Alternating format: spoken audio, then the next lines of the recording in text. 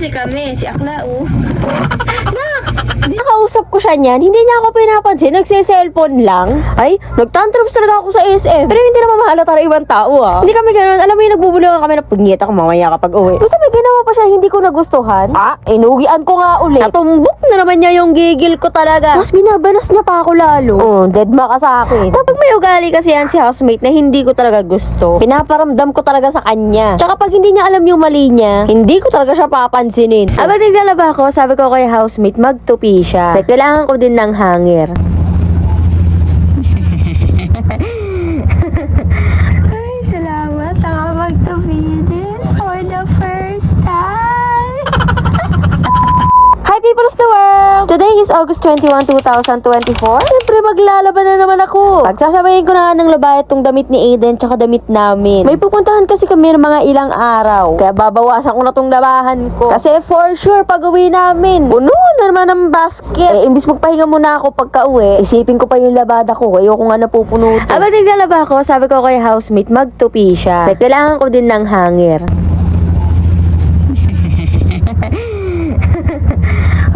Ano ka na, tupi ka na. Kawas na ako. Parang pagod na pagod na. Ay, salamat. Nakapagtupi din for the first time.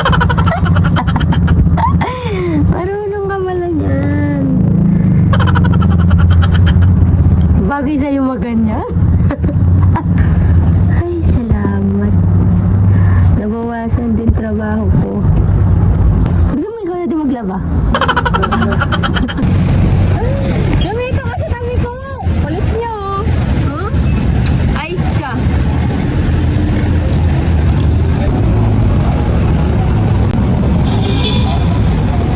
Napakabilis mo naman kasi maglakad. Hindi mo makatayin.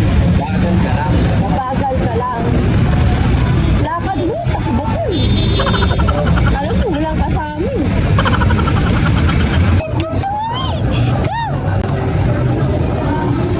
Hey!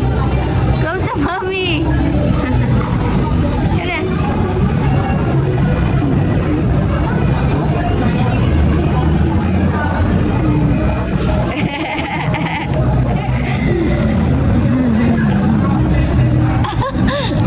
Ay, sus! Up!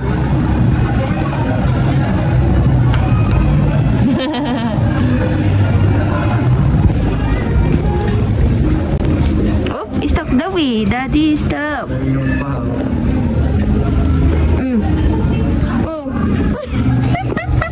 So eto na nga, may kukwento ko sa inyo. Pumunta kami dito sa SM Sangandaan para bumili ng tsinelas niya. Nginat-ngat kasi ng aso yung tsinelas niya, kaya nanghihiram lang siya sa bahay. Tapos ayan, sabi ko, tumingin muna kami sa mga iba't ibang stores para makapamili siya. Baka kasi may magustuhan pa siyang iba, tapos nakabili na kami, di nagsisi siya. Magkaiba kasi kami neto ng taste ni housemate. Gusto niya kasi mga pormahang bay. Ito nga bagay sa'yo. Ayan. Dali na, try mo. Try mo sa katin mo. Iba naman to. So, yan na yung gusto niya. Pero gusto niya yung mas maliit pa. Kaso wala nang stock. Ito naman ayaw niya. Para daw siyang si Lord. Bagay naman sa kanya. Yan nga yung bit ko sa kanya. Kaso ayaw niya. Sabi ko, sige, wag na tayo bumili. Tapos kinakausap ko siya niyan. Hindi niya ako pinapansin. Nagse-cellphone lang. Ay, nagtantrums talaga ako sa SM. Pero hindi naman mahalata na ibang tao Hindi kami ganun. Alam mo yung nagbubulungan kami na punyeta ko mamaya kapag uwi. Gusto may ginawa pa siya, hindi ko nagustuhan. Inuwian ko nga ulit. Natumbok na naman niya yung gigil ko talaga. Tapos binabanas niya pa ako lalo. Deadma ka sa akin. Tapos sakto, nagpasama sa kanya si mama, umalis sila, may pinuntahan. Kaya pagkaalis nila, pumunta kami ulit ni Aiden dito sa SM. Malapit lang naman to sa amin. Ito pa kasi yung bibili namin kanina. Di ba sinaltek ako? Umuwi kami. Tapos, habang nandito kami sa SM ni Aiden, natatawa ako. Para kami bata kanina ni Ma. Na naglalakad kasi kami pa uwi, nahabol niya ako. Sabi niya, mami, para naman tong ano. Inuunahan ko kasi siya maglakad Pag may ugali kasi yan si housemate na hindi ko talaga gusto, pinaparamdam ko talaga sa kanya. Tsaka pag hindi niya alam yung mali niya, hindi ko talaga siya papansinin. So, kakauwi lang namin. Oh, dito ka, dali. Ito yung pinamili ko. Dapat kasama si housemate. Gigil ako sa kanya. Punta kami ng Watson. Ito yung binili ko, yung deodorant niya kasi wala na. Ito yung gamit niya. Sobrang bango nito. Swear! Lahat na ng variant nito na-try niya na, pero ito yung pinaka-bet ko. Mild lang kasi to, mild. Ikaw din, maganyan ka din? Tapos, ang sadya ko talaga doon, sunblock. Dapat yung malaki bibilin ko, kaso Diyos ko po, ang mahal, 600. Ay, hindi. Hindi bibili ng ganun. Tapos eto, may nakita ko. Maliit lang, nasa 80 pesos lang to.